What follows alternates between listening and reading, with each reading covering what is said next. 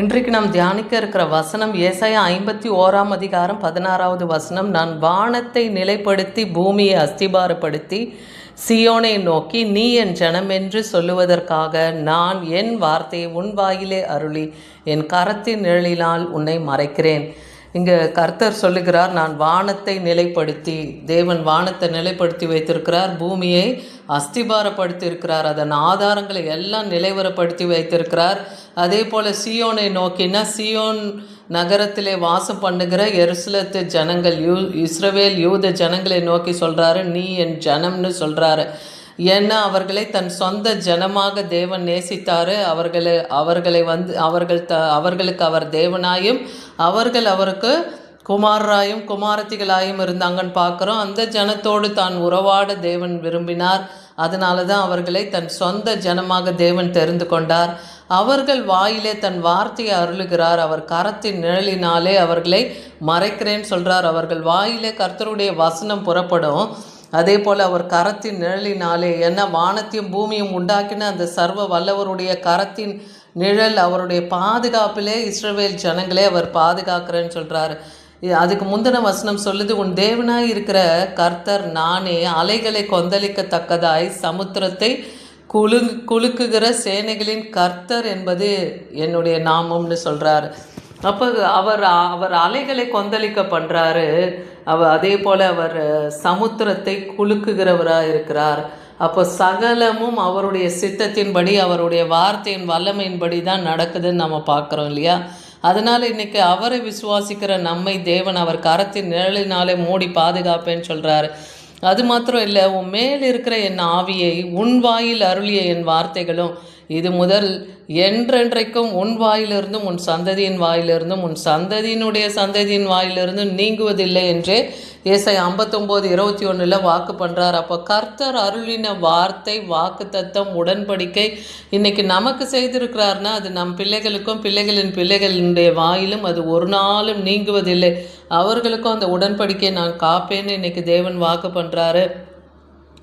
அதே போல் ஏசாயா தீர்க்கதரிசியை குறித்து சொல்லும்போது ஏசாயா 49:2 அவர் என் வாயை கூர்மையான பட்டயமாக்கி தமது கரத்தின் நிழலினாலே என்னை மறைத்து என்னை துலக்கமான அம்பாக்கி தனது அம்பார தூணிலே மூடி வைத்திருக்கிறார்னு ஏசாயா தீர்க்கதரிசி சொல்கிறார். ஏன்னா தீர்க்கதரிசிகளுக்கு அவர்களுடைய வாயின் வார்த்தைகள் கர்த்தருடைய வார்த்தையாக இருந்தது இல்லையா? அவர்கள் மூலமாக அநேக ராஜாக்களுக்கு வார்த்தை கடந்து போனதுன்னு பார்க்குறோம். அவர்களை கொண்டு தேவன் விசேஷமாக பயன்படுத்தினார். அப்போ அவர்களுடைய வாயை அவர் கூர்மையான பட்டயமாக்கி தனது கரத்தின் நிழலில் மூடி அவர்களே அம்பார தூணிலே அந்த அம்பை அவர் மூடி வைத்து பாதுகாக்கிறார். எப்போ தீர்க்கதரிசிகளை எடுத்து பயன்படுத்தணுமோ அப்போ வல்லமுள்ள வார்த்தை அவர்கள் கொண்டு மற்றவர்களுக்கு போதிக்கும்படியாக தேவன் அவர்களை ஏற்படுத்தி வைத்திருக்கிறார்.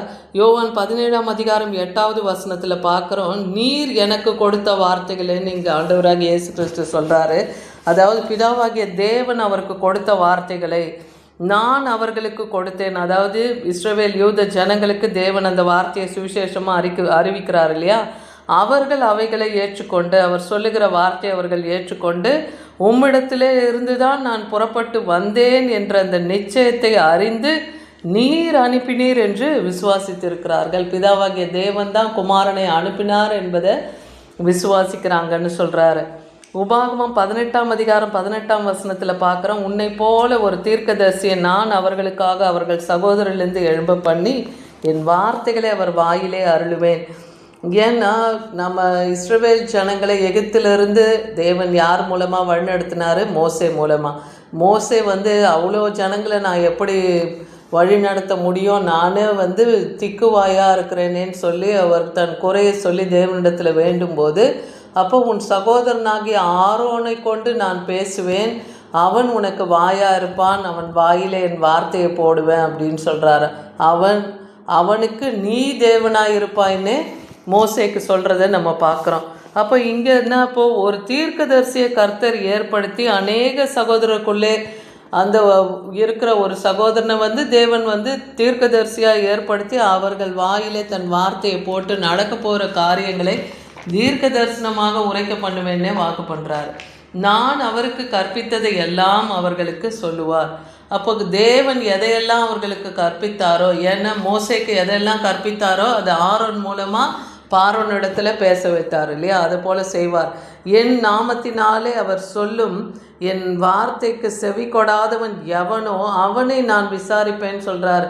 அப்போ கர்த்தருடைய நாமத்திலே சொல்லப்படுகிற வார்த்தைக்கு நம்ம கீழ்ப்படிந்து நடக்கணும். அப்படி செவி கொடாதவர்களை தேவனே விசாரிப்பேன்னு சொல்கிறார். அவர் ஒரு வார்த்தையை சொல்லி நம்மளை நடத்தினார்னா அதுக்கு நம்ம கீழ்ப்பட்டவர்களாக இருக்கணும். அப்படி இல்லைன்னா தேவன் நம்மை விசாரிப்பேன்னே சொல்கிறார். எரேமியா 31 அதிகாரம் 32 33 வசனத்தில் பார்க்கும்போது இங்கே பார்க்குறோம், அந்நாட்களுக்கு பிற்பாடு நான் இஸ்ரவேல் குடும்பத்தோடு பண்ண போகிற உடன்படிக்கையாவது, நான் என் நியாய பிரமாணத்தை அவர்கள் உள்ளத்திலே வைத்து அதை அவர்கள் இருதயத்திலே எழுதி கொண்டு அவர்கள் என் ஜனமாக இருப்பார்கள் என்று கர்த்தர் சொல்லுகிறார்.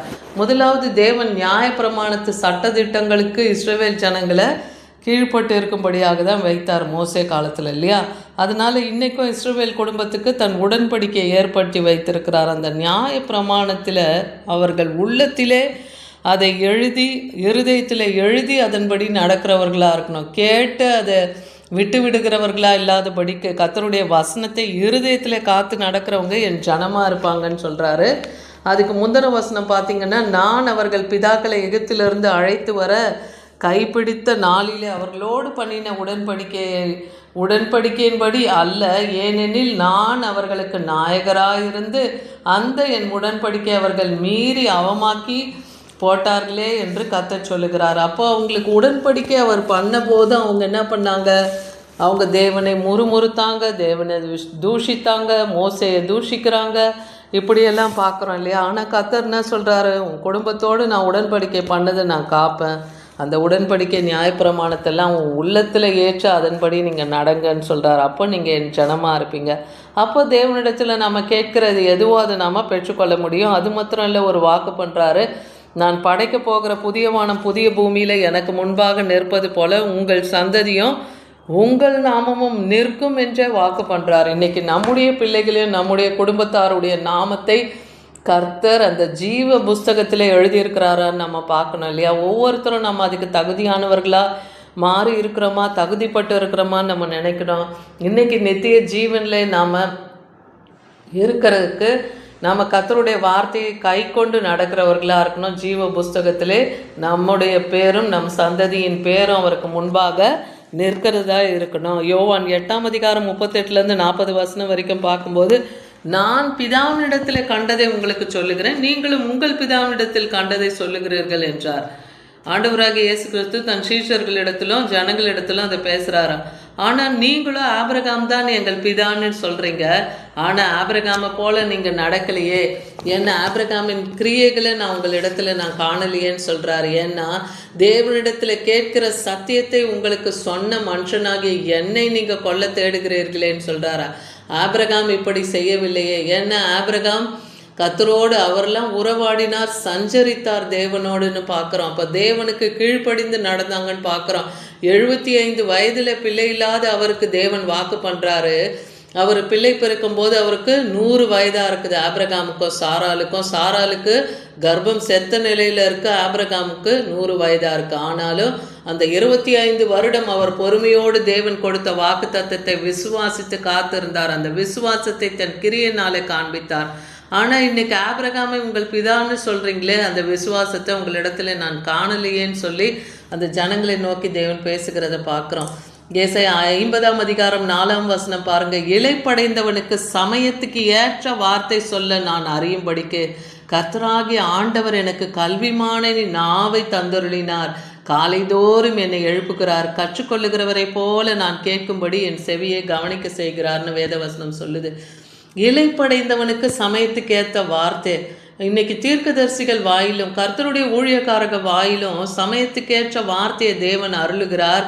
அவர்களுக்கு இளைப்பாறுதலையும் சமாதானத்தையும் அவங்களுடைய காரியங்களுக்கான வழி ஆலோசனையை சொல்லும்படியாக தீர்க்கதரிசிகள் ஊழியக்காரர்கள் வாயிலே தன் வார்த்தையை வைக்கிறார் இல்லையா? அது கற்றுக்கொள்ளுகிறவர்களைப் போல தேவன் அவர்களை கேட்கும்படியாக அவர்கள் செவிகளை கவனித்திருக்கும்படியாக செய்கிறாராம்.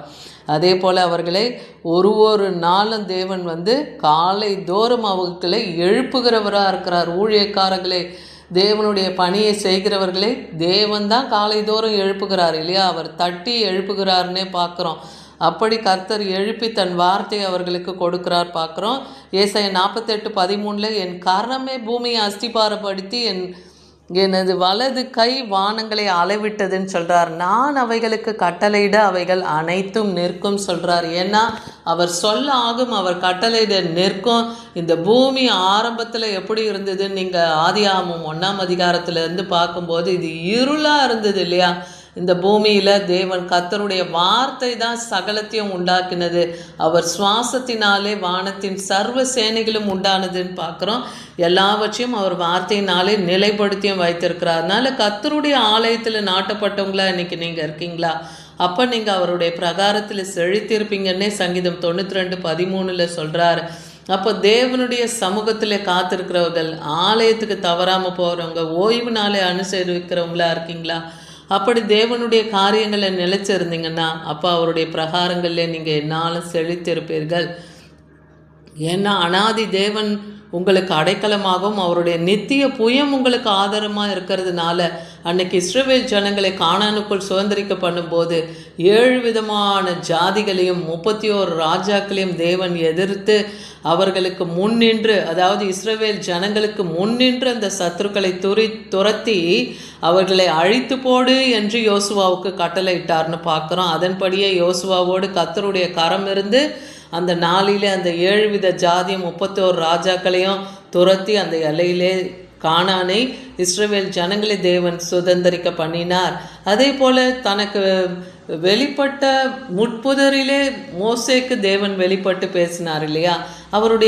அவரை காணணும்னு அவர் விரும்பும்போது, என் மகிமை கடந்து போகும்போது நான் உன்னை அந்த கண்மலையின் வெடிப்பிலே வைத்து நான் கடந்து போகும் மட்டும் என் கரத்தின் நிழலை உன்னை மூடுவேன்னே யாத்திராகமம் 33:22 சொல்லுகிறத பார்க்குறோம். அதுபோல் அவர் கடந்து போகும்போது அவருடைய பின் சாயலை தான் மோசே பார்க்குறார். ஏன்னா அவரை முன்னாடி பார்க்க முடியாது. ஏன்னா நம் தேவன் அக்னிமயமானவர், அவர் ஒளியானவர், அவர் பட்சிக்கிற அக்னியாக இருக்கிறார், ஒருவரும் சேரக்கூடாத ஒளியாக இருக்கிறார். அப்போ மோசேக்கே அப்படி தான் அவர் முகமுகமாய் அவர் காட்சி தந்தார்னு பார்க்குறோம். மோசே தேவனுடைய பிரசன்னத்திலிருந்து மலையிலிருந்து அவர் தேவனை தரிசிச்சுட்டு வரும்போது இஸ்ரவேல் ஜனங்களால் அவரை நோக்கி பார்க்கக்கூடாதபடிக்கு அப்படி ஒரு பிரகாசமாக இருப்பார். அப்போ அவருடைய ஷால்வையினால தன் முகத்தை மூடிக்கொண்டு வரும்படியாக அந்த ஜனங்க சொல்லுவாங்க. அப்படி தேவனுடைய மகிமை மோசேவோடு வெளிப்பட்டது. அதனால் இன்றைக்கி அநேக தீர்க்கதரிசிகள் ஊழியக்காரர்கள் வாயிலே கர்த்தர் தன்னுடைய வார்த்தையை அருளி தன் கரத்தின் நிழலினாலே மூடி ஏற்ற சமயத்திலே ஒவ்வொருவருக்கும் அந்த வார்த்தையை கொடுக்கும்படியாக வைத்திருக்கிறார். இதுதான் இன்றைக்கி தேவன் நம்மோடு இடைப்படுகிறார். இன்றைக்கி நீங்களும் தேவனை விசுவாசிங்க. அவர் வார்த்தையை கை கொண்டு நடக்கும்போது அவருடைய வாயின் அருளின அவருடைய வார்த்தையை உங்களுடைய வாயிலிருந்து உங்கள் சந்ததியின் வாயிலிருந்தும் ஒரு நாளும் யாரும் எடுத்து போட முடியாது. அது என்றென்றைக்கும் நிலைத்திருக்கும்படியாக தேவன் செய்வார். ஆமீன்.